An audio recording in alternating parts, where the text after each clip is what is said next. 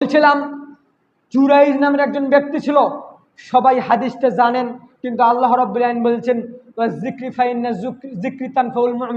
মুমিনদেরকে স্মরণ করিয়ে দাও, স্মরণ করিয়ে দিলে মুমিনদের অবশ্যই উপকার হবে।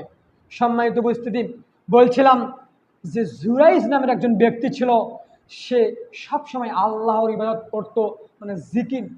একটা গির্জা ছিল, এই গির্জার মধ্যে আল্লাহর ইবাদত করত। সবচেয়ে পরেজগার, সবচেয়ে ভালো মানুষ ছিল জুরাইজ নামের একজন ব্যক্তি।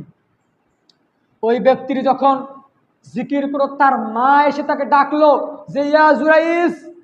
তখন জুরাইজ ওই জিকির অবস্থায়, ওই গির্জা ঘরের অবস্থায়, ইবাদত করা অবস্থায় আল্লাহকে বলছে, আল্লাহ আমি মায়ের কথা শুনবো না আপনার কথা শুনবো, আমি মায়ের কথা শুনবো না আমি আপনার কথা শুনবো।